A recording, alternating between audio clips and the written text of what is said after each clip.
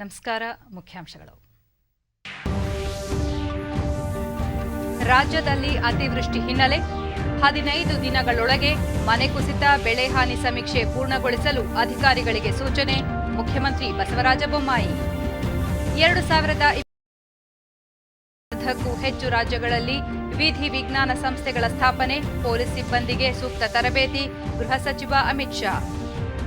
ರಾಜ್ಯಗಳ ಕೋವಿಡ್ ತುರ್ತು ಪರಿಹಾರ ಕಾರ್ಯಗಳಿಗೆ 1,800 ಕೋಟಿ ರೂಪಾಯಿ ಬಿಡುಗಡೆ. ಸಚಿವ ಮನ್ಸುಖ್ ಮಾಂಡವೀಯ.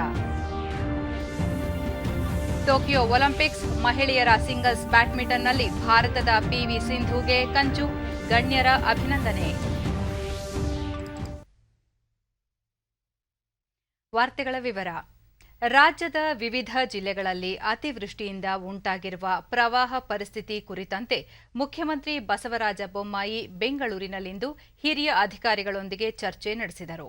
ಬಳಿಕ ಅವರು ರಾಜ್ಯದ ಹಲವು ಕಡೆ ಮಳೆ ನಿಂತಿದೆ, ಆದರೆ ಪ್ರವಾಹದ ಪರಿಸ್ಥಿತಿ ಕಡಿಮೆಯಾಗಿಲ್ಲ.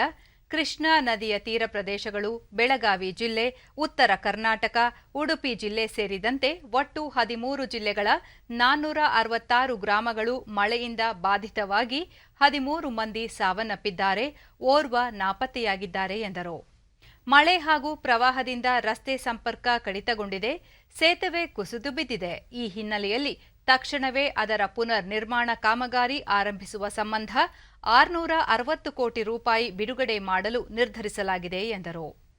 ಎನ್ಡಿಆರ್ಎಫ್ ನಿಯಮಗಳ ಪ್ರಕಾರ 150 ಕೋಟಿ ರೂಪಾಯಿ ಖರ್ಚು ಮಾಡಲು ನಿರ್ಧರಿಸಲಾಗಿದೆ. ಜಿಲ್ಲಾಡಳಿತದ ಬಳಿ 700 ಕೋಟಿ ರೂಪಾಯಿಗೂ ಅಧಿಕ ಅನುದಾನ ಲಭ್ಯವಿದೆ ಎಂದು ಹೇಳಿದರು. ಬೆಳೆ ಹಾನಿ, ಮನೆ ಕುಸಿತ ಸೇರಿದಂತೆ ಇನ್ನಿತರ ಹಾನಿಗೆ ಸಂಬಂಧಿಸಿದಂತೆ 15 ದಿನಗಳ ಒಳಗಾಗಿ ಸಮೀಕ್ಷೆ ಪೂರ್ಣಗೊಳಿಸುವಂತೆ ಸೂಚಿಸಲಾಗಿದೆ. ಮಳೆಯಿಂದ ಮನೆ ಪೂರ್ಣ ಹಾನಿಯಾಗಿದ್ದರೆ 5 ಲಕ್ಷ ರೂಪಾಯಿ ಪರಿಹಾರ, ಭಾಗಶಃ ಹಾನಿಯಾಗಿದ್ದರೆ 3 ಲಕ್ಷ ರೂಪಾಯಿ ಹಾಗೂ ಅಲ್ಪ ಪ್ರಮಾಣದಲ್ಲಿ ಹಾನಿಯಾಗಿದ್ದರೆ 50,000 ರೂಪಾಯಿ ನೀಡಲು ಸರ್ಕಾರ ನಿರ್ಧರಿಸಿದೆ. ಮನೆ ಹಾನಿಗೊಳಗಾದ ಎಲ್ಲ ಮನೆಗಳಿಗೂ ತಕ್ಷಣವೇ 10,000 ರೂಪಾಯಿ ಬಿಡುಗಡೆ ಮಾಡಲು ಉದ್ದೇಶಿಸಲಾಗಿದೆ ಎಂದರು. ಹಲವೆಡೆ ಕಾಳಜಿ ಕೇಂದ್ರಗಳನ್ನು ತೆರೆಯಲಾಗಿದೆ. ಕಳೆದ ವರ್ಷ ಪ್ರವಾಹದಿಂದ ಮನೆ ಹಾನಿಯಾಗಿ ಅದರ ಅಭಿವೃದ್ಧಿ ಕಾರ್ಯ ನಡೆಯುತ್ತಿದ್ದರೆ ಅವುಗಳಿಗೆ ಬರಬೇಕಾದ ಬಾಕಿ ಹಣವನ್ನು ಶೀಘ್ರದಲ್ಲೇ ನೀಡುವಂತೆಯೂ ಸೂಚಿಸಲಾಗಿದೆ ಎಂದರು.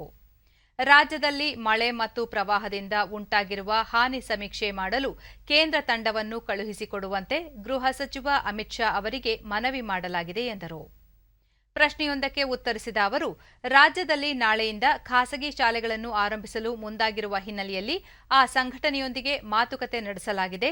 ಬೇರೆ ರಾಜ್ಯಗಳಿಗೆ ನಮ್ಮ ರಾಜ್ಯವನ್ನು ಹೋಲಿಸುವುದು ಸರಿಯಲ್ಲ ಎಂದರು.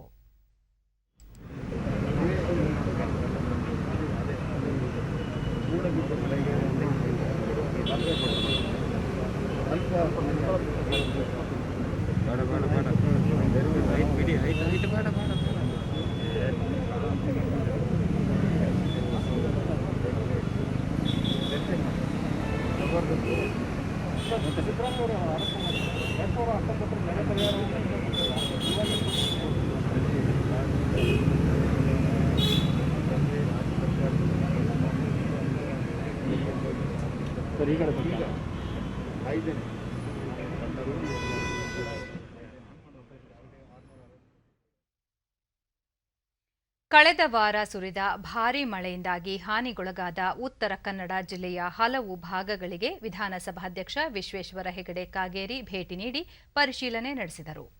ಬಳಿಕ ಅವರು ಪ್ರವಾಹದಿಂದ ಹಾನಿಗೊಳಗಾದ ತೋಟ ಗದ್ದೆಗಳ ಅಭಿವೃದ್ಧಿಗೆ ಉದ್ಯೋಗ ಖಾತ್ರಿ ಯೋಜನೆಯಡಿ ಕ್ರಿಯಾ ಯೋಜನೆ ರೂಪಿಸಿ ಮಳೆಗಾಲದ ನಂತರ ಕೃಷಿ ಅಭಿವೃದ್ಧಿಗೆ ಸಹಕಾರ ಆಗುವ ರೀತಿಯಲ್ಲಿ ಕೆಲಸ ಮಾಡಲು ಅಗತ್ಯ ಕಾನೂನು ರೂಪಿಸಲಾಗುವುದು ಎಂದರು. ಜಿಲ್ಲೆಯಾದ್ಯಂತ ಭಾರೀ ಮಳೆಯಿಂದಾಗಿ ಅಡಿಕೆ, ಗದ್ದೆ, ಏಲಕ್ಕಿ ಬೆಳೆಗಳು ನಾಶವಾಗಿ ರೈತರು ಹೆಚ್ಚಿನ ನಷ್ಟ ಅನುಭವಿಸಿದ್ದಾರೆ. ಎಲ್ಲದಕ್ಕೂ ತುರ್ತು ಅಗತ್ಯ ಕಲ್ಪಿಸಲಾಗಿದೆ. ನಗರ ಪ್ರದೇಶಗಳಲ್ಲಿ ಹಲವು ಮನೆಗಳಿಗೆ ನೀರು ನುಗ್ಗಿ ಮನೆಗಳು ಬಿದ್ದು ಹಾನಿಯಾಗಿವೆ. ಕೊಚ್ಚಿ ಹೋಗಿರುವ ಗಟಾರಗಳನ್ನು ಸರಿಪಡಿಸಲು ನಗರಸಭೆಗಳಿಗೆ ಸೂಚನೆ ನೀಡಲಾಗಿದೆ. ಹಾನಿಯ ಪ್ರಮಾಣ ದೊಡ್ಡದಾಗಿದ್ದು ಅಗತ್ಯ ಪರಿಹಾರಕ್ಕೆ ಒತ್ತು ನೀಡಲಾಗುವುದು ಎಂದು ತಿಳಿಸಿದರು. ಭೂಕುಸಿತ ಬಹಳ ದೊಡ್ಡ ಪ್ರಮಾಣದಲ್ಲಿ ಆಗಿದೆ. ರಸ್ತೆಗಳು ಬಂದಾಗಿದೆ, ಬ್ರಿಡ್ಜ್ಗಳು ಹಾಳಾಗಿದೆ. ಅದಕ್ಕೂ ಮುಖ್ಯವಾಗಿ ರೈತರ ಗದ್ದೆ ಮತ್ತು ತೋಟದ ಮೇಲೆ ಮಣ್ಣು ತೊಳೆದು ಹೋಗಿದೆ, ಗೊಬ್ಬರ ತೊಳೆದು ಹೋಗಿದೆ, ಹಾಸಿರುವಂಥ ಹಾಸಲು ಎಲ್ಲ ತೊಳೆದು ಹೋಗ್ಬಿಟ್ಟಿದೆ. ಗಿಡ ಅನೇಕ ಕಡೆಗಳಲ್ಲಿ ಅಡಿಕೆ ಗಿಡಗಳು, ಬಾಳೆ ಗಿಡಗಳು, ಯಾಲಕ್ಕಿ ಗಿಡ ಇದೆಲ್ಲವೂ ನಾಶ ಆಗಿದೆ. ಹೀಗೆ ಬಹಳ ದೊಡ್ಡ ಪ್ರಮಾಣದಲ್ಲಿ ರೈತರು ಹಾನಿ ಅನುಭವಿಸಿದ್ದಾರೆ. ಅವರಿಗೆ ಊಟಕ್ಕೆ ತೊಂದರೆ ಆಗದೆ ಇರುವಂತೆ, ಅವರ ಜನಜೀವನಕ್ಕೆ ತೊಂದರೆ ಆಗದೆ ಇರುವಂತೆ ಎಲ್ಲ ವ್ಯವಸ್ಥೆಗಳನ್ನು ಪುನರ್ವಸತಿ ಶಾಲೆಗಳಲ್ಲಿ, ಅಂಗನವಾಡಿಗಳಲ್ಲಿ, ಬೇರೆ ಬೇರೆ ಕಡೆಗಳಲ್ಲಿ ಎಲ್ಲ ಕಡೆಯಲ್ಲೂ ಮಾಡಿದ್ದಾರೆ. ಈಗ ಸುಮಾರು 200ಕ್ಕಿಂತ ಹೆಚ್ಚು ಕೋಟಿ ರೂಪಾಯಿ ಹಣವನ್ನು ಈಗಾಗಲೇ ಮುಖ್ಯಮಂತ್ರಿಗಳು ನಮ್ಮ ಜಿಲ್ಲೆಗೆ ಕೊಡ್ತೀವಿ ಅನ್ನುವಂಥ ಮಾತನ್ನು ಹೇಳಿದ್ದಾರೆ. ಆಗಿರುವಂಥ ಹಾನಿಗೆ ಸ್ಪಂದಿಸೋದಕ್ಕೆ ಯಾವ್ಯಾವ ರೀತಿ ಸಾಧ್ಯ ಇದೆ ಅನ್ನುವಂಥದ್ದರ ಸಲಹೆಯನ್ನು ಕೊಟ್ಟು ಆ ರೀತಿ ಸ್ಪಂದಿಸೋದಕ್ಕೆ ಬೇಕಾದಂಥ ಪ್ರಯತ್ನವನ್ನು ನಾನು ಮಾಡ್ತೇನೆ. ಇಲ್ಲಿಯ ಪರಿಸ್ಥಿತಿಯನ್ನು ಒಂದು ಹಂತವನ್ನು ಮೀರಿ ಹೋಗದೇ ಇರುವಂತೆ ಅದನ್ನು ನೋಡಿಕೊಂಡಿದ್ದಾರೆ. ಸಚಿವ ಸಂಪುಟ ರಚನೆಗೆ ಪಕ್ಷದ ವರಿಷ್ಠರಿಂದ ಅನುಮತಿ ಪಡೆಯುವ ಸಂಬಂಧ ಮುಖ್ಯಮಂತ್ರಿ ಬಸವರಾಜ ಬೊಮ್ಮಾಯಿ ಇಂದು ದೆಹಲಿಗೆ ತೆರಳಿದ್ದಾರೆ. ದೆಹಲಿಗೆ ತೆರಳುವುದಕ್ಕೂ ಮುನ್ನ ಸುದ್ದಿಗಾರರೊಂದಿಗೆ ಮಾತನಾಡಿದ ಅವರು, ನಾಳೆ ಪಕ್ಷದ ರಾಷ್ಟ್ರೀಯ ಅಧ್ಯಕ್ಷ ಜೆಪಿ ನಡ್ಡಾ ಅವರನ್ನು ಭೇಟಿ ಮಾಡಿ ಸಚಿವ ಸಂಪುಟ ರಚನೆ ಬಗ್ಗೆ ಚರ್ಚೆ ನಡೆಸಲಾಗುವುದು ಎಂದರು.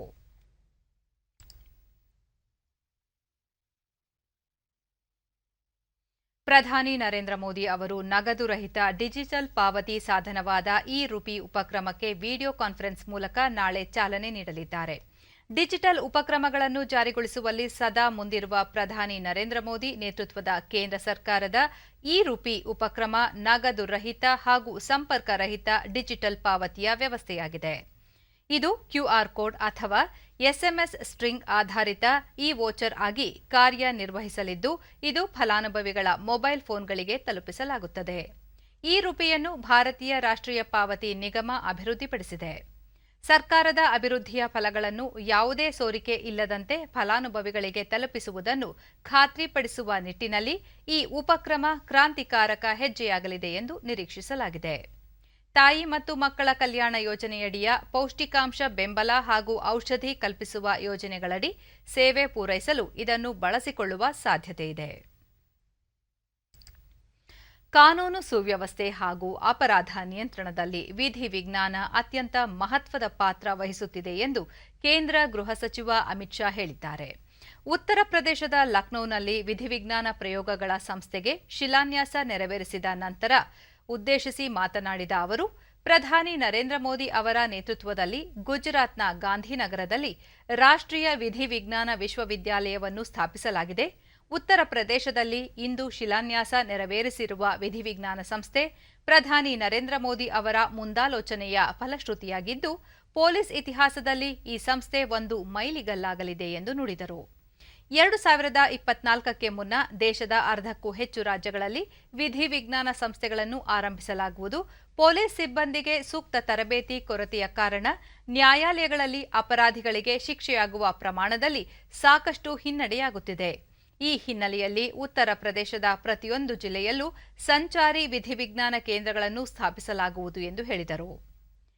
ಉತ್ತರ ಪ್ರದೇಶದಲ್ಲಿ ಯೋಗಿ ಆದಿತ್ಯನಾಥ್ ನೇತೃತ್ವದ ಬಿಜೆಪಿ ಸರ್ಕಾರದಲ್ಲಿ ರಾಜ್ಯ ಸರ್ವಾಂಗೀಣ ಅಭಿವೃದ್ಧಿಗೊಳ್ಳುತ್ತಿದ್ದು, ಭ್ರಷ್ಟಾಚಾರ, ಭೂಕಬಳಿಕೆ, ಗೂಂಡಾಗಿರಿಯ ಪ್ರವೃತ್ತಿಗಳು ಅಂತ್ಯಗೊಂಡಿವೆ ಎಂದು ಪ್ರಶಂಸೆ ವ್ಯಕ್ತಪಡಿಸಿದರು. ಕಾರ್ಯಕ್ರಮದಲ್ಲಿ ಮುಖ್ಯಮಂತ್ರಿ ಯೋಗಿ ಆದಿತ್ಯನಾಥ್ ಉಪಸ್ಥಿತರಿದ್ದರು. चाहे योजनाओं के सफल क्रियान्वयन की बात हो, चाहे कानून और व्यवस्था ठीक करने की बात हो, चाहे गरीब किसान का ऋण माफ करने की बात हो, कि 11 लाख करोड़ से अर्थव्यवस्था जो थी आज 4 ही साल में 11 लाख करोड़ से बढ़कर 22 लाख करोड़ पर पहुंचकर देश में दूसरे नंबर की अर्थव्यवस्था बनी. ನಂತರ ಗೃಹ ಸಚಿವ ಅಮಿತ್ ಶಾ ರಾಜ್ಯದ ಮಿರ್ಜಾಪುರದಲ್ಲಿ 150 ಕೋಟಿ ರೂಪಾಯಿ ವೆಚ್ಚದ ವಿಂಧ್ಯಾಚಲ ಕಾರಿಡಾರ್ ಯೋಜನೆಗೆ ಶಿಲಾನ್ಯಾಸ ನೆರವೇರಿಸಿದರು. ಈ ಸಂದರ್ಭದಲ್ಲಿ ಮುಖ್ಯಮಂತ್ರಿ ಯೋಗಿ ಆದಿತ್ಯನಾಥ್ ಸೇರಿದಂತೆ ಹಲವು ಜನಪ್ರತಿನಿಧಿಗಳು, ಅಧಿಕಾರಿಗಳು ಉಪಸ್ಥಿತರಿದ್ದರು. और धनिकों के लिए नहीं होगा, ये शासन सबसे गरीब व्यक्ति के लिए होगा. और आज मैं कह सकता हूं 4 साल के बाद कि हम इस दिशा में काफी आगे बढ़े.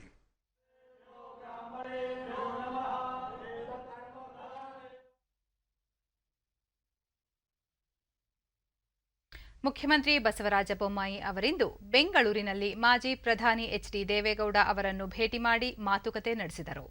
ಮುಖ್ಯಮಂತ್ರಿಯಾಗಿ ಅಧಿಕಾರ ಸ್ವೀಕರಿಸಿದ ನಂತರ ಬಸವರಾಜ ಬೊಮ್ಮಾಯಿ ಅವರು ಇದೇ ಮೊದಲ ಬಾರಿಗೆ ದೇವೇಗೌಡ ಅವರನ್ನು ಭೇಟಿ ಮಾಡಿ ಸಮಾಲೋಚನೆ ನಡೆಸಿದರು. ಈ ವೇಳೆ ಶಾಸಕರಾದ ಎಚ್ಡಿ ಇತರರು ಉಪಸ್ಥಿತರಿದ್ದರು. ಇದೇ ವೇಳೆ ಮುಖ್ಯಮಂತ್ರಿ ಅವರನ್ನು ದೇವೇಗೌಡರು ಅಭಿನಂದಿಸಿದರು.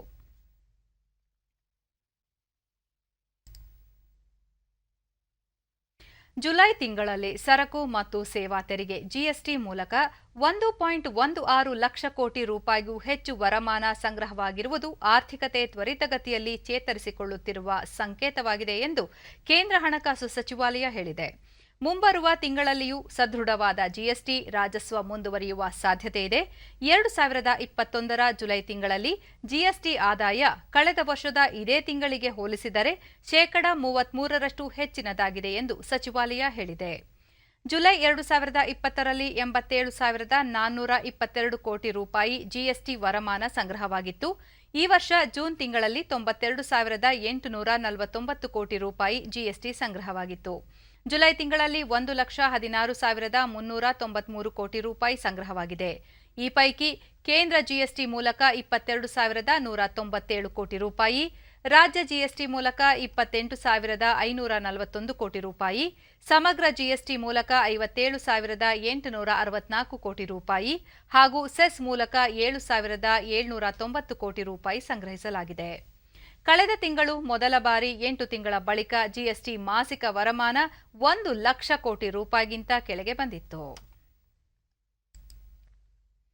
ಇಎಂಐ ಪಾವತಿ ಕುರಿತು ಬ್ಯಾಂಕ್ ಗ್ರಾಹಕರಿಗೆ ಆರ್ಬಿಐನಿಂದ ಇಂದಿನಿಂದ ಹೊಸ ನಿಯಮಗಳನ್ನು ಜಾರಿಗೊಳಿಸಿದೆ. ನ್ಯಾಷನಲ್ ಆಟೋಮೇಟೆಡ್ ಕ್ಲಿಯರಿಂಗ್ ಹೌಸ್ ವಾರದ ಎಲ್ಲಾ ದಿನಗಳಲ್ಲಿಯೂ ಕಾರ್ಯನಿರ್ವಹಿಸಲಿದ್ದು, ವೇತನ, ಪಿಂಚಣಿ ಜಮೆ, ಇಎಂಐ ಪಾವತಿಯಂತಹ ಪ್ರಕ್ರಿಯೆಗಳು ಎಲ್ಲ ದಿನವೂ ನಡೆಯಲಿವೆ.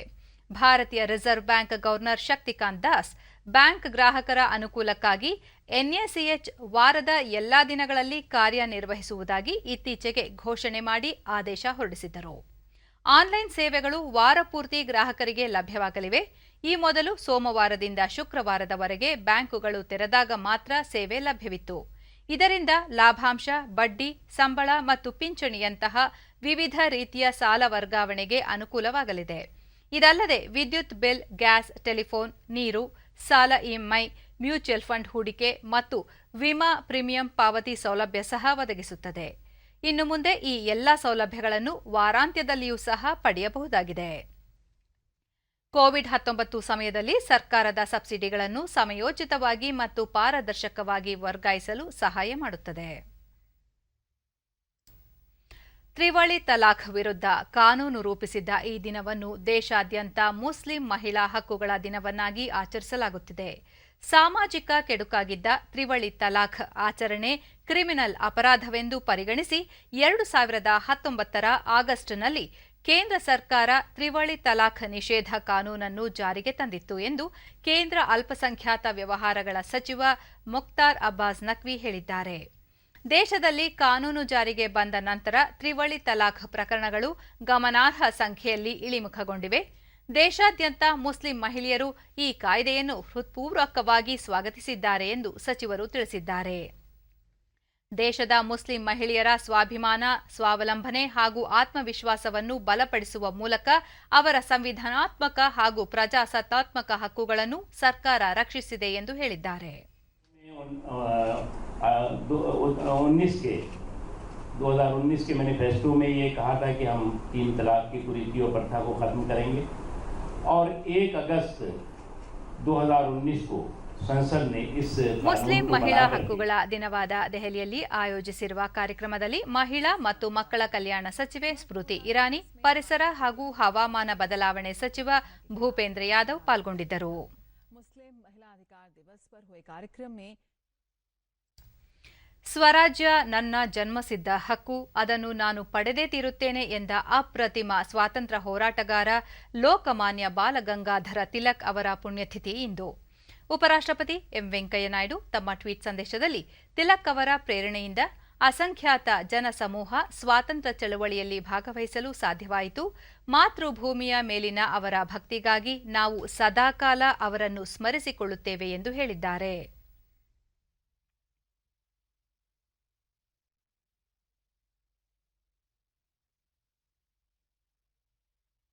ಮುಖ್ಯಮಂತ್ರಿ ಬಸವರಾಜ ಬೊಮ್ಮಾಯಿ ತಿಲಕ್ ಅವರಿಗೆ ಶ್ರದ್ಧಾಪೂರ್ವಕ ಪ್ರಣಾಮಗಳು.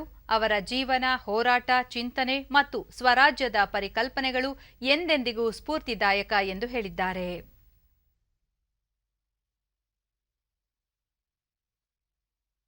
ಬೆಂಗಳೂರಿನ ಬಿಜೆಪಿ ಕಚೇರಿಯಲ್ಲಿ ಇಂದು ಆಯೋಜಿಸಿದ್ದ ಕಾರ್ಯಕ್ರಮದಲ್ಲಿ ಬಾಲಗಂಗಾಧರ ತಿಲಕ್ ಅವರ ಭಾವಚಿತ್ರಕ್ಕೆ ಅಸಂಘಟಿತ ಕಾರ್ಮಿಕ ಪ್ರಕೋಷ್ಠಕದ ರಾಜ್ಯ ಸಂಚಾಲಕ ಬ್ಯಾಟ ರಂಗೇಗೌಡ ಪುಷ್ಪನಮನ ಸಲ್ಲಿಸಿದರು.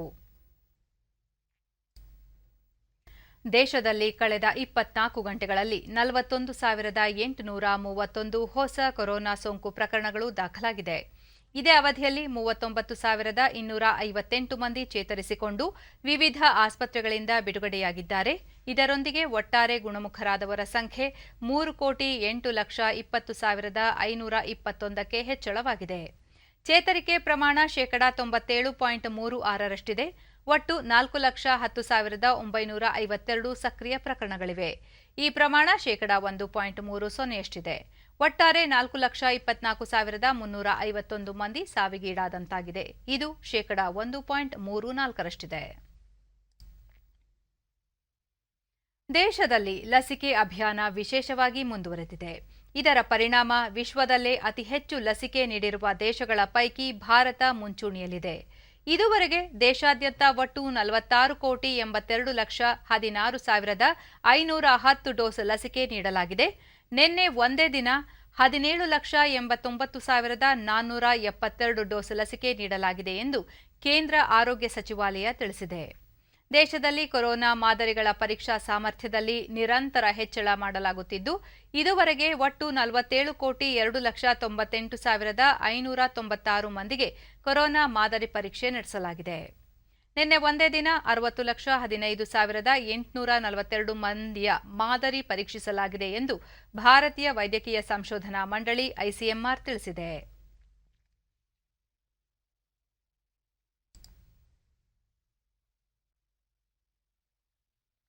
ಕೋವಿಡ್-19 ಸೋಂಕು ನಿಯಂತ್ರಣ ಉದ್ದೇಶದಿಂದ ಕೇಂದ್ರ ಸರ್ಕಾರ ತುರ್ತು ಪರಿಹಾರ ಕಾರ್ಯಗಳಿಗಾಗಿ 1,800 ಕೋಟಿ ರೂಪಾಯಿ ಒದಗಿಸಿದೆ.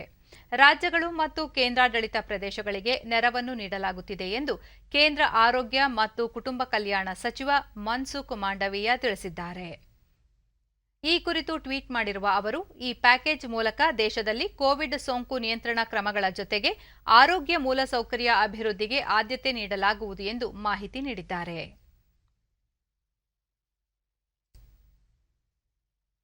ಕೇರಳ, ತಮಿಳುನಾಡಿನಲ್ಲಿ ಕೋವಿಡ್-19 ಸೋಂಕು ಪ್ರಕರಣಗಳು ಹೆಚ್ಚುತ್ತಿರುವ ಹಿನ್ನೆಲೆಯಲ್ಲಿ ಗಡಿ ಜಿಲ್ಲೆ ಚಾಮರಾಜನಗರದಲ್ಲಿ ಜಿಲ್ಲಾಡಳಿತ ಕಟ್ಟುನಿಟ್ಟಿನ ಕ್ರಮ ಕೈಗೊಂಡಿದೆ.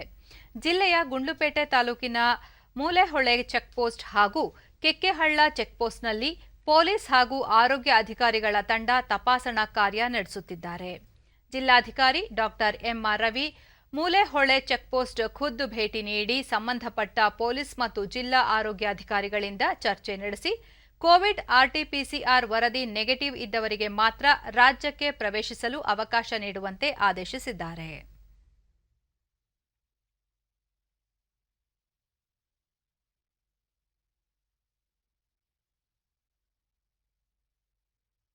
ಡಿಡಿ ನ್ಯೂಸ್ನೊಂದಿಗೆ ಡಾ ಎಂಆರ್ ರವಿ, ಅಂತಾರಾಜ್ಯ ಗಡಿಗಳಲ್ಲಿ 6 ಚೆಕ್ಪೋಸ್ಟ್ಗಳನ್ನು ತೆರೆಯಲಾಗಿದ್ದು, ಕೇರಳ ಗಡಿ ಭಾಗದಲ್ಲಿ 2 ಹಾಗೂ ತಮಿಳುನಾಡು ಗಡಿ ಭಾಗದಲ್ಲಿ 4 ಚೆಕ್ಪೋಸ್ಟ್ ತೆರೆಯಲಾಗಿದೆ. ಕೋವಿಡ್ ಆರ್ಟಿಪಿಸಿಆರ್ ವರದಿ ನೆಗೆಟಿವ್ ಇದ್ದವರು ಹಾಗೂ 2 ಡೋಸ್ ಲಸಿಕೆ ಪಡೆದವರು ರಾಜ್ಯದೊಳಗೆ ಪ್ರವೇಶ ಕಲ್ಪಿಸಲಾಗುತ್ತಿದೆ ಎಂದು ಮಾಹಿತಿ ನೀಡಿದರು. ಕೇರಳದಿಂದ ಕರ್ನಾಟಕವನ್ನು ಪ್ರವೇಶ ಮಾಡತಕ್ಕಂಥ ಯಾರೇ ವ್ಯಕ್ತಿ ಅವರು 2 ಡೋಸನ್ನು ಲಸಿಕೆ ಹಾಕ್ಸ್ಕೊಂಡಿರಬೇಕು, ವ್ಯಾಕ್ಸಿನ್ ಮಾಡಿಸ್ಕೊಂಡಿರಬೇಕು. 2 ಬಾರಿ ಲಸಿಕೆ ಹಾಕ್ಸ್ಕೊಂಡಿದ್ರು ಕೂಡ RT-PCR ನೆಗೆಟಿವ್ ವರದಿ ಕಡ್ಡಾಯವಾಗಿ ತರಬೇಕು. ಮತ್ತು ನಮ್ಮ ಜಿಲ್ಲೆ ಮತ್ತು ನಮ್ಮ ಜಿಲ್ಲೆಯ ಮೂಲಕ ಹಾದು ಹೋಗ್ತಕ್ಕಂಥ ಏನು ಈ ಸರಕು ಸಾಗಣೆ ಮಾಡ್ತಕ್ಕಂಥ ವಾಹನಗಳ ಚಾಲಕರುಗಳು 15 ದಿನಕ್ಕೊಮ್ಮೆ ಕಡ್ಡಾಯವಾಗಿ RT-PCR ಟೆಸ್ಟ್ ಮಾಡಿಸ್ಕೊಂಡು ನೆಗೆಟಿವ್ ರಿಪೋರ್ಟ್ ತರಬೇಕು. ತಮಿಳುನಾಡಿನಿಂದ ಪ್ರಯಾಣ ಮಾಡ್ತಕ್ಕಂಥ ಏನು ಪ್ರಯಾಣಿಕರಿದ್ದಾರೆ ಅವರಿಗೆ ನಾವು ಕೇವಲ ಸ್ಕ್ರೀನಿಂಗ್ ಮಾಡಿ ಒಳಗಡೆ ಬಿಡ್ತಾ ಇದ್ದೀವಿ. ಇಲ್ಲಿ ಪರಿಸ್ಥಿತಿಯನ್ನು ಅವಲೋಕನ ಮಾಡಿ ನಂತರ ತಮಿಳುನಾಡಿನ ಏನು ಪ್ರಯಾಣಿಕರಿಗೆ ಈ RT-PCR ವಿಶ್ವಸಂಸ್ಥೆಯ ಭದ್ರತಾ ಮಂಡಳಿಯ ಅಧ್ಯಕ್ಷತೆಯನ್ನು ಭಾರತ ಇಂದು ವಹಿಸಿಕೊಳ್ಳಲಿದೆ. ಈ ಸಂದರ್ಭದಲ್ಲಿ ವಿಶ್ವಸಂಸ್ಥೆಯಲ್ಲಿನ ಭಾರತದ ಖಾಯಂ ಪ್ರತಿನಿಧಿ ಟಿಎಸ್ ತಿರುಮೂರ್ತಿ ವಿಡಿಯೋ ಸಂದೇಶ ಮಹತ್ವ, ಜಾಗತಿಕ ವಿಷಯಗಳನ್ನು ಮುಂಚೂಣಿಗೆ ತರಲು ಭಾರತ ಶ್ರಮಿಸಲಿದೆ ಎಂದು ಸಂದೇಶದಲ್ಲಿ ತಿಳಿಸಿದ್ದಾರೆ. ಆಗಸ್ಟ್ ತಿಂಗಳಲ್ಲಿ ವಿಶ್ವಸಂಸ್ಥೆಯ ಭದ್ರತಾ ಮಂಡಳಿಯ ಅಧ್ಯಕ್ಷ ಸ್ಥಾನವನ್ನು ಭಾರತ ವಹಿಸಿಕೊಳ್ಳುತ್ತಿರುವುದಕ್ಕೆ ಕೇಂದ್ರ ವಾರ್ತಾ ಮತ್ತು ಪ್ರಸಾರ ಸಚಿವ ಅನುರಾಗ್ ಠಾಕೂರ್ ಸಂತಸ ವ್ಯಕ್ತಪಡಿಸಿದ್ದಾರೆ. ಮಂಡಳಿಯ ಅಧ್ಯಕ್ಷ ಸ್ಥಾನವನ್ನು ದೇಶ ಸ್ವತಂತ್ರ ಪಡೆದ ತಿಂಗಳಾದ ಆಗಸ್ಟ್ನಲ್ಲೇ ವಹಿಸಿಕೊಳ್ಳುತ್ತಿರುವುದು, ಅದರಲ್ಲೂ ದೇಶ 75ನೇ ಸ್ವಾತಂತ್ರ್ಯ ದಿನಾಚರಣೆ ಆಚರಿಸಿಕೊಳ್ಳುವ ಸಂದರ್ಭದಲ್ಲಿ ಅತ್ಯಂತ ಮಹತ್ವದ ಸನ್ನಿವೇಶವಾಗಿದೆ ಎಂದು ತಿಳಿಸಿದ್ದಾರೆ. ಸ್ಥಳೀಯ ಪ್ರವಾಸೋದ್ಯಮವನ್ನು ಉತ್ತೇಜಿಸುವುದರೊಂದಿಗೆ ನಾಡಿನ ಸಂಸ್ಕೃತಿ, ಕೌಶಲ್ಯಾಭಿವೃದ್ಧಿ ಬಗ್ಗೆ ಅರಿವು ಮೂಡಿಸಲು ಕೇಂದ್ರ ಪ್ರವಾಸೋದ್ಯಮ ಸಚಿವಾಲಯದ ಬೆಂಗಳೂರು ವಿಭಾಗದಿಂದ ರಾಜ್ಯ ಪ್ರವಾಸೋದ್ಯಮ ಇಲಾಖೆ ಸಹಭಾಗಿತ್ವದಲ್ಲಿ ದೇಖೋ ಅಪ್ನಾ ದೇಶ್ ಎಂಬ ಧ್ಯೇಯದೊಂದಿಗೆ ಗೊಂಬೆಗಳ ನಾಡು ಚನ್ನಪಟ್ಟಣದ ಪ್ರವಾಸಿ ತಾಣಗಳಿಗೆ ವೀಕ್ಷಕರ ತಂಡಕ್ಕೆ ಭೇಟಿಯ ಅವಕಾಶ ಕಲ್ಪಿಸಿತ್ತು. ಈ ತಂಡದಲ್ಲಿ ಖಾಸಗಿ ಪ್ರವಾಸಿ ಆಯೋಜಕರು, ಸಾಮಾಜಿಕ ಜಾಲತಾಣ, ಬರಹಗಾರರು, ಅಂಕಣಕಾರರು ಸೇರಿದಂತೆ ಅನೇಕರು ಪಾಲ್ಗೊಂಡು ವೀಕ್ಷಿಸಿದರು.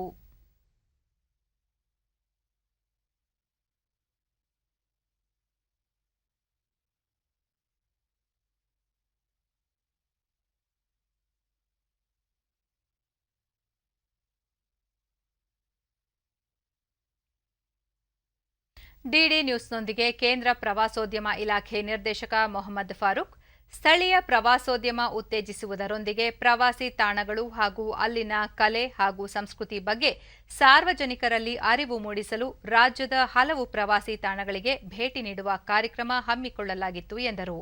ಇದರಿಂದ ಪ್ರವಾಸೋದ್ಯಮ ಅವಲಂಬಿಸಿರುವ ಹಲವು ವರ್ಗಗಳ ಆರ್ಥಿಕ ಅಭಿವೃದ್ಧಿಗೆ ಸಹಕಾರಿಯಾಗಲಿದೆ. ಪ್ರವಾಸಿ ತಾಣಗಳಲ್ಲಿ ಲಭ್ಯವಿರುವ ದೇಶಿ ವಸ್ತುಗಳ ಖರೀದಿಯಿಂದ ಸ್ವಾವಲಂಬಿ ಭಾರತ ನಿರ್ಮಾಣಕ್ಕೆ ನೆರವಾಗಲಿದೆ ಎಂದು ಹೇಳಿದರು. International travelers get to know about these traditional Indian toys. The toys will help in the overall development of the children, and it will also give an opportunity to know about Indian culture and traditions. And most importantly, these Channapatna toys are eco-friendly and they are very natural. So when we say tourism, it includes local community as well as the crafts and the arts, the local arts and crafts. Knowing about Indian toys to go there. So it's going to be a fantastic destination. Along with Hampi, people can go to Gopal also to to enjoy both the world-class UNESCO World Heritage Site as well as see the traditional Indian toys. ಪ್ರವಾಸಿಗ Vijayrao, ಗೊಂಬೆಗಳ ನಾಡು ಚನ್ನಪಟ್ಟಣ ಹಾಗೂ ಜಾನಪದ ಲೋಕಕ್ಕೆ ಪ್ರವಾಸೋದ್ಯಮ ಇಲಾಖೆ ಹಮ್ಮಿಕೊಂಡಿದ್ದ ಭೇಟಿ ಕಾರ್ಯಕ್ರಮ ಪ್ರಶಂಸನೀಯ. ಇದರಿಂದ ಅಲ್ಲಿನ ಸಂಸ್ಕೃತಿ ಹಾಗೂ ಕೌಶಲ್ಯ ಭರಿತ ಗೊಂಬೆಗಳನ್ನು ಕಂಡು ಸಂತಸವಾಯಿತು ಎಂದರು. ಸೊ ಚನ್ನಪಟ್ಟಣ ಬರೀ ಒಂದು ಸ್ಟಾಪು, ಅಂದರೆ ರೋಡಲ್ಲೇ ಆಟದ ಸಾಮಾನು, ಚನ್ನಪಟ್ಟಣ ಆಟದ ಸಾಮಾನು ಅಂಗಡಿಗಳು ಇರ್ತಿತ್ತು. ಅಲ್ಲಿ ಹೋಗ್ಬೋದಾ? ಪ್ರವಾಸಿ ತಾಣಗಳ ಬರಹಗಾರ್ತಿ ಸ್ಯಾಂಡಿ, ಕಳೆದ 6 ವರ್ಷಗಳಿಂದ ರಾಜ್ಯದ ಹಲವು ಪ್ರವಾಸಿ ತಾಣಗಳ ಕುರಿತು ಸಂಕ್ಷಿಪ್ತ ಮಾಹಿತಿಯನ್ನು ಸಾಮಾಜಿಕ ತಾಣಗಳ ಮೂಲಕ ನೀಡುತ್ತಿದ್ದೇನೆ. ಇದರಿಂದ ಹಲವಾರು ಪ್ರವಾಸೋದ್ಯಮಿಗಳು ಆಯಾ ಸ್ಥಳಗಳಿಗೆ ಭೇಟಿ ನೀಡಿ ಸಂತಸ ಹಂಚಿಕೊಳ್ಳುತ್ತಿದ್ದಾರೆ ಎಂದು ಹೇಳಿದರು. ಇದಲ್ಲದೆ ನಾವು ಆ್ಯಕ್ಚುಲಿ ಒಂದು ಬ್ಲಾಗ್ ಪೋಸ್ಟ್ ಬರೆದಿದ್ವಿ. ಎಲ್ಲಿ ನಾವು ಹೇಳಿದ್ವಿ, ಹೀಗೆ ಬೆಂಗಳೂರಿಂದ 100 ಕಿಲೋಮೀಟರ್ ಒಳಗೆ ನೀವು 30 ಜಾಗ ಹೋಗ್ಬೋದು ಅಂತ. ಸೊ ಅದು ತುಂಬ ಪಾಪ್ಯುಲರ್ ಆಗಿದೆ ನಮ್ಮ ಬ್ಲಾಗ್. ಇದರಲ್ಲಿ ಎಲ್ಲರೂ ಅದನ್ನು ಓದ್ಬಿಟ್ಟು ಇಷ್ಟೊಂದು ಐಡಿಯಾಸ್ ಇದೆ, ನಾವು ಇದಕ್ಕೆ ಹೋಗ್ತೀವಿ ಅದಕ್ಕೆ ಹೋಗ್ತೀವಿ ಅಂತ ತುಂಬ ಖುಷಿ ಪಡ್ತಾ ಇದ್ದಾರೆ. ಪ್ರವಾಸಿ ಬರಹಗಾರಾದ ಅಮಿ ಭಟ್, ನಮ್ಮ ನಾಡಿನ ಪ್ರವಾಸಿ ತಾಣಗಳನ್ನು ಅಭಿವೃದ್ಧಿಗೊಳಿಸುವ ನಿಟ್ಟಿನಲ್ಲಿ ಪ್ರವಾಸೋದ್ಯಮ ಇಲಾಖೆ ವಿವಿಧ ಪ್ರದೇಶಗಳಿಗೆ ನಿರಂತರವಾಗಿ ಭೇಟಿ ನೀಡುತ್ತಿದ್ದು, ಸಾರ್ವಜನಿಕರಿಗೆ ನಿಗದಿತ ತಾಣದ ಬಗ್ಗೆ ಸಂಪೂರ್ಣ ಮಾಹಿತಿ ನೀಡುವಲ್ಲಿ ಇಂತಹ ಪ್ರವಾಸಗಳು ಸಹಕಾರಿಯಾಗಲಿದೆ ಎಂದರು. Also the duty of the public to ensure that they maintain the place and leave it the way it is. And like I said, if there is more demand, if there is more this thing, the infrastructure boost is also there. Obviously for the locals also, it's a lot of income as well. So definitely I would say that it is good to bring this to the public. ಪ್ರವಾಸಿ ಆಯೋಜಕ ಅಯ್ಯಪ್ಪ ಸೋಮಯ್ಯ, ಪ್ರವಾಸೋದ್ಯಮ ಇಲಾಖೆಯು ಚನ್ನಪಟ್ಟಣಕ್ಕೆ ಹಮ್ಮಿಕೊಂಡಿದ್ದ ಪ್ರವಾಸ ಪ್ರಯೋಜನಕಾರಿಯಾಗಿದೆ. ಇದರಿಂದ ಹೆಚ್ಚಿನ ಸಂಖ್ಯೆಯಲ್ಲಿ ಪ್ರವಾಸಿಗರನ್ನು ಇಂತಹ ತಾಣಗಳಿಗೆ ಭೇಟಿ ನೀಡುವಂತೆ ಅರಿವು ಮೂಡಿಸುವ ಉದ್ದೇಶ ಹೊಂದಲಾಗಿದೆ ಎಂದರು. ಸ್ಟೇಟ್ ಕರ್ನಾಟಕ ಸ್ಟೇಟ್ ಕಲ್ಚರ್ನ ಶೋಕೇಸ್ ಮಾಡ್ತಾರೆ. ಸೊ ಈ ಥರ ಟಾಯ್ಸ್ ಬಂದು it's becoming world famous. This only a toy I think from India which is got a GI tag. ಮತ್ತು ಈ ಥರ ಒಂದು ಆರ್ಗ್ಯಾನಿಕ್ಕು ಮತ್ತು ಕೆಮಿಕಲ್ ಫ್ರೀ ಟಾಯ್ಸ್ನ ಮಾಡಿ ಮ್ಯಾನುಫ್ಯಾಕ್ಚರ್ ಮಾಡಿ not only for the domestic market but also for the international ಮಾರ್ಕೆಟ್ಗೂ export ಮಾಡ್ತಾಯಿದ್ದಾರೆ. ಮತ್ತು ನಾವು ಬಂದು ನಮ್ಮ ಕ್ಲೈಂಟ್ಸ್ಗೆ ಮತ್ತು ಟೂರಿಸಮ್ ಫೆಟರ್ನಿಟಿಗೆ ಹೇಳ್ಬೋದು, ಈ ಥರ ಅವೈಲಬಿಲಿಟಿ ಇದೆ ಅಂತ ಹೇಳ್ಬೋದು. ಟೋಕಿಯೋದಲ್ಲಿ ನಡೆಯುತ್ತಿರುವ ಒಲಿಂಪಿಕ್ಸ್ನಲ್ಲಿ ಭಾರತದ ಬ್ಯಾಡ್ಮಿಂಟನ್ ತಾರೆ PV ಸಿಂಧು ಕಂಚಿನ ಪದಕ ಮುಡಿಗೇರಿಸಿಕೊಂಡಿದ್ದಾರೆ. ಮಹಿಳಾ ಸಿಂಗಲ್ಸ್ ವಿಭಾಗದಲ್ಲಿ ನಡೆದ ಪಂದ್ಯದಲ್ಲಿ ಸಿಂಧು ಚೈನಾದ ಹಿ ಬಿಂಗ್ ಜಿಯೋ ವಿರುದ್ಧ 21-13, 21-15 ಅಂತರದಲ್ಲಿ ಗೆಲುವು ದಾಖಲಿಸಿದ್ದಾರೆ. 2016ರ ರಿಯೋ ಒಲಿಂಪಿಕ್ಸ್ನಲ್ಲೂ ಸಿಂಧು ಬೆಳ್ಳಿ ಪದಕ ಗೆದ್ದಿದ್ದರು. ಈಗ ಟೋಕಿಯೋ ಒಲಿಂಪಿಕ್ಸ್ನಲ್ಲಿ ಕಂಚಿನ ಪದಕ ಗೆಲ್ಲುವ ಮೂಲಕ ದಾಖಲೆ ನಿರ್ಮಿಸಿದ್ದಾರೆ. ಕಂಚಿನ ಪದಕ ವಿಜೇತೆ PV ಸಿಂಧು ಅವರನ್ನು ರಾಷ್ಟ್ರಪತಿ ರಾಮನಾಥ್ ಕೋವಿಂದ್ ಅಭಿನಂದಿಸಿದ್ದು, 2 ಒಲಿಂಪಿಕ್ಸ್ ಕ್ರೀಡಾಕೂಟಗಳಲ್ಲಿ ಪದಕ ಗೆದ್ದ ಮೊದಲ ಭಾರತೀಯ ಮಹಿಳಾ ಕ್ರೀಡಾಪಟು PV ಸಿಂಧು ಎಂದು ಹೇಳಿದ್ದಾರೆ. ಕೇಂದ್ರ ಕ್ರೀಡಾ ಸಚಿವ ಅನುರಾಗ್ ಸಿಂಗ್ ಠಾಕೂರ್ ಟ್ವೀಟ್ ಮೂಲಕ ಅಭಿನಂದಿಸಿ, ನಿಮ್ಮ ಸಾಧನೆಗೆ ಭಾರತ ಹೆಮ್ಮೆ ಪಡುತ್ತದೆ ಎಂದು ಕೊಂಡಾಡಿದ್ದಾರೆ.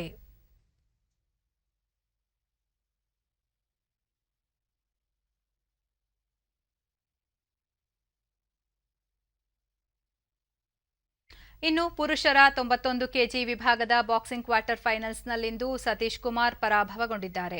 ಉಜ್ಬೆಕಿಸ್ತಾನದ ಬಕೋದಿರ್ ಜಲೋಲೋವ್ ವಿರುದ್ಧ 0-5 ಅಂತರದಲ್ಲಿ ಸೋಲುಂಡಿದ್ದಾರೆ.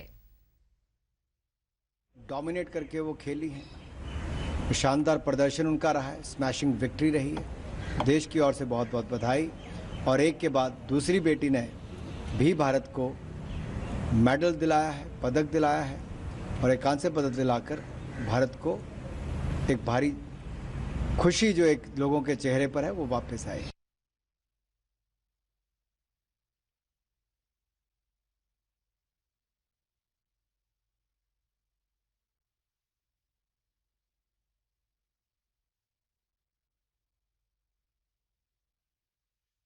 ಮನ್ಪ್ರೀತ್ ಸಿಂಗ್ ನಾಯಕತ್ವದ ಭಾರತದ ಪುರುಷರ ಹಾಕಿ ತಂಡ ಗ್ರೇಟ್ ಬ್ರಿಟನ್ ತಂಡದ ವಿರುದ್ಧ ಜಯಗಳಿಸಿ ಸೆಮಿಫೈನಲ್ ಪ್ರವೇಶಿಸಿದೆ. ಈ ಕುರಿತು ಕೇಂದ್ರ ಕ್ರೀಡಾ ಸಚಿವ ಅನುರಾಗ್ ಸಿಂಗ್ ಠಾಕೂರ್ ಟ್ವೀಟ್ ಮಾಡಿ ಶುಭ ಹಾರೈಸಿದ್ದಾರೆ. ಉಳಿದಂತೆ ಈಕ್ವೆಸ್ಟ್ರಿಯನ್ ಸ್ಪರ್ಧೆಯಲ್ಲಿ ಫವಾದ್ ಮಿರ್ಜಾ ಹಾಗೂ ಗಾಲ್ಫ್ ಸ್ಪರ್ಧೆಯಲ್ಲಿ ಅನೆಬರ್ನ್ ಲೆಹೀರಿ ಅವರು ಸ್ಪರ್ಧೆಗಿಳಿಯಲಿದ್ದಾರೆ. ಇನ್ನು ಹವಾವರ್ತಮಾನ. ರಾಜ್ಯದ ದಕ್ಷಿಣ ಒಳನಾಡಿನಲ್ಲಿ ನೈಋತ್ಯ ಮುಂಗಾರು ಸಾಮಾನ್ಯವಾಗಿತ್ತು. ಕರಾವಳಿ ಮತ್ತು ಒಳನಾಡಿನಲ್ಲಿ ದುರ್ಬಲವಾಗಿತ್ತು. ದಕ್ಷಿಣ ಕನ್ನಡ ಜಿಲ್ಲೆಯ ಸುಬ್ರಹ್ಮಣ್ಯದಲ್ಲಿ ಅತಿ ಹೆಚ್ಚು 7 ಸೆಂಟಿಮೀಟರ್ ಮಳೆಯಾಗಿದೆ. ಉಳಿದಂತೆ ತಾಳಗುಪ್ಪ 5, ಶೃಂಗೇರಿ, ತುಮರಿ 4, ಸಿದ್ದಾಪುರ, ಕೊಲ್ಲೂರು, ಧರ್ಮಸ್ಥಳ 3 ಸೆಂಟಿಮೀಟರ್, ಮೂಡುಬಿದಿರೆ, ಕದ್ರಾ, ಮಂಚಿಕೇರಿ, ಕಾರ್ಕಳ, ಸೋಮವಾರಪೇಟೆಯಲ್ಲಿ 2 ಸೆಂಟಿಮೀಟರ್ ಮಳೆಯಾಗಿದೆ. ಮುನ್ಸೂಚನೆಯಂತೆ ಮುಂದಿನ 24 ಗಂಟೆಯಲ್ಲಿ ಕರಾವಳಿಯ ಬಹುತೇಕ ಕಡೆ, ಒಳನಾಡಿನ ಕೆಲವೆಡೆ ಗುಡುಗು ಸಹಿತ ಮಳೆ ಸಾಧ್ಯತೆ. ಬೆಂಗಳೂರು ಸುತ್ತಮುತ್ತ ಸಾಮಾನ್ಯ ಮೋಡ ಕವಿದ ವಾತಾವರಣ, ಕೆಲ ಪ್ರದೇಶಗಳಲ್ಲಿ ಹಗುರ ಮಳೆ ಸಾಧ್ಯತೆ. ಗರಿಷ್ಠ 29, ಕನಿಷ್ಠ 20 ಡಿಗ್ರಿ ಸೆಲ್ಸಿಯಸ್ ತಾಪಮಾನ ದಾಖಲಾಗುವ ನಿರೀಕ್ಷೆ ಇದೆ. ಕೊನೆಯಲ್ಲಿ ಮತ್ತೊಮ್ಮೆ ಮುಖ್ಯಾಂಶಗಳು. ರಾಜ್ಯದಲ್ಲಿ ಅತಿವೃಷ್ಟಿ ಹಿನ್ನೆಲೆ ಮನೆ ಕುಸಿತ, ಬೆಳೆ ಹಾನಿ ಸಮೀಕ್ಷೆ 15 ದಿನಗಳೊಳಗೆ ಪೂರ್ಣಗೊಳಿಸಲು ಅಧಿಕಾರಿಗಳಿಗೆ ಸೂಚನೆ, ಮುಖ್ಯಮಂತ್ರಿ ಬಸವರಾಜ ಬೊಮ್ಮಾಯಿ. 2024ರ ವೇಳೆಗೆ ದೇಶದ ಅರ್ಧಕ್ಕೂ ಹೆಚ್ಚು ರಾಜ್ಯಗಳಲ್ಲಿ ವಿಧಿ ವಿಜ್ಞಾನ ಸಂಸ್ಥೆಗಳ ಸ್ಥಾಪನೆ, ಪೊಲೀಸ್ ಸಿಬ್ಬಂದಿಗೆ ಸೂಕ್ತ ತರಬೇತಿ, ಗೃಹ ಸಚಿವ ಅಮಿತ್ ಶಾ. ರಾಜ್ಯಗಳ ಕೋವಿಡ್ ತುರ್ತು ಪರಿಹಾರ ಕಾರ್ಯಗಳಿಗೆ 1,800 ಕೋಟಿ ರೂಪಾಯಿ ಬಿಡುಗಡೆ, ಸಚಿವ ಮನ್ಸುಖ್ ಮಾಂಡವೀಯ. ಟೋಕಿಯೋ ಒಲಿಂಪಿಕ್ಸ್ ಮಹಿಳೆಯರ ಸಿಂಗಲ್ಸ್ ಬ್ಯಾಡ್ಮಿಂಟನ್ನಲ್ಲಿ ಭಾರತದ PV ಸಿಂಧುಗೆ ಕಂಚು, ಗಣ್ಯರ ಅಭಿನಂದನೆ. ವೀಕ್ಷಕರೇ, ನಮ್ಮ ವಾರ್ತಾ ಪ್ರಸಾರವನ್ನು ನೀವು ಡಿಡಿ ಚಂದನ ನ್ಯೂಸ್ ಯೂಟ್ಯೂಬ್ ಚಾನೆಲ್ನಲ್ಲೂ ವೀಕ್ಷಿಸಬಹುದು. ವೀಕ್ಷಕರೇ, ಈಗ ನಾನು ಸ್ಟುಡಿಯೋದಿಂದ ತೆರಳುತ್ತಿರುವ ಕಾರಣ ಮಾಸ್ಕ್ ಧರಿಸುತ್ತಿದ್ದೇನೆ. ನೀವು ಸಹ ಮನೆಯಿಂದ ಹೊರಹೋಗುವ ಮುನ್ನ ಸರಿಯಾದ ಕ್ರಮದಲ್ಲಿ ತಪ್ಪದೆ ಮಾಸ್ಕ್ ಧರಿಸಿ. ವ್ಯಕ್ತಿಗತ ಅಂತರ ಕಾಪಾಡಿಕೊಳ್ಳುವುದರೊಂದಿಗೆ ನೀವು ಸುರಕ್ಷಿತವಾಗಿರಿ, ನಿಮ್ಮವರನ್ನು ಸುರಕ್ಷಿತವಾಗಿರಿಸಿ. ನೈರ್ಮಲ್ಯಕ್ಕೆ ಆದ್ಯತೆ ನೀಡುವುದರ ಜೊತೆಗೆ ಸೋಂಕು ತಡೆಗೆ ಕೋವಿಡ್-19 ಲಸಿಕೆ ಪಡೆಯುವುದು ಅಗತ್ಯ. ಇಲ್ಲಿಗೆ ವಾರ್ತಾ ಪ್ರಸಾರ ಮುಕ್ತಾಯವಾಯಿತು. ನಮ್ಮ ಮುಂದಿನ ವಾರ್ತಾ ಪ್ರಸಾರ ರಾತ್ರಿ 9 ಗಂಟೆಗೆ. ನಮಸ್ಕಾರ.